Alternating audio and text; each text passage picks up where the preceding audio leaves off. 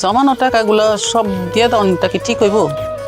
ভাও কথা বললাম আম্মা, কত বড় একটা সুযোগ পাইছি, কোন জায়গায় তুমি সাহস দিবা তা না, তুমি উল্টা পাল্টা কথা বলতে।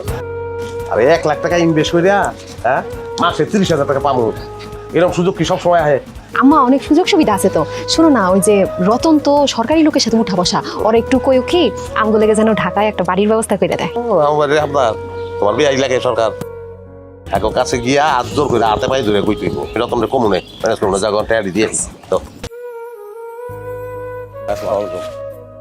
আসসালামু আলাইকুম। দৌড়ু মিয়া, এত দেরি করলে কি লিখাইতে? বারবার আবার বস আবার ফোন দিতেছে না, টাকা দে।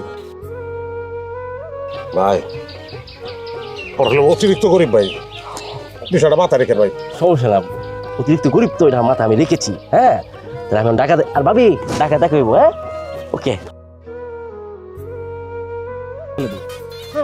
শেষ আমার বাসান শেষ করে ফেলাইছি আমি, শেষ। মানে কি কি করতে চাইছো স্যার?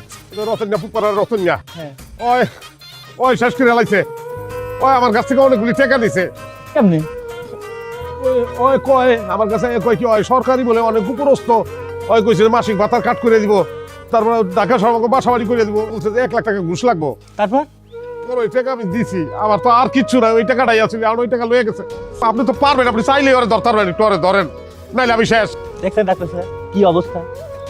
সে সরকারি কর্মচারীর সাথে তার পরিচয় আছে, এই পরিচয় দিয়ে তার কাছে টাকা চাইছে, সে আবার সে টাকা দিয়েও দিচ্ছে। কি করা উচিত বলেন তো? আমি তো মনে করি এদেরকে সবার আগে থানায় দিয়ে দেওয়া উচিত, পুলিশের হাতে তুলে দেওয়া উচিত। মিথ্যা মিথ্যা গল্প বলে মানুষের কাছ থেকে টাকা নাও, আর আজকে অন্য একজন তোমাদের সাথে একই ঘটনা ঘটিয়েছে, এখন খুব খারাপ লাগছে না? আপনি এসব কি বলতেছেন?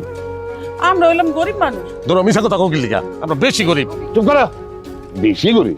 হ্যাঁ তোমাদের কারণে জেনুইন 10টা গরিব মানুষ আজকে মানে মানুষের সাহায্য পায় না। ডাক্তার সাহেব এত কথা বাড়ানোর দরকার নাই। রতন অপরাধ করছে, দেখতেছি রতনরে কি করা যায়। এরা যে এই গ্রামের মধ্যে থাকে, এই গ্রামের মধ্যে অপরাধ করে, এগে কি করা উচিত? টাকা পয়সা নাই, থানায় খাওয়ান দেয়। শুনছেন,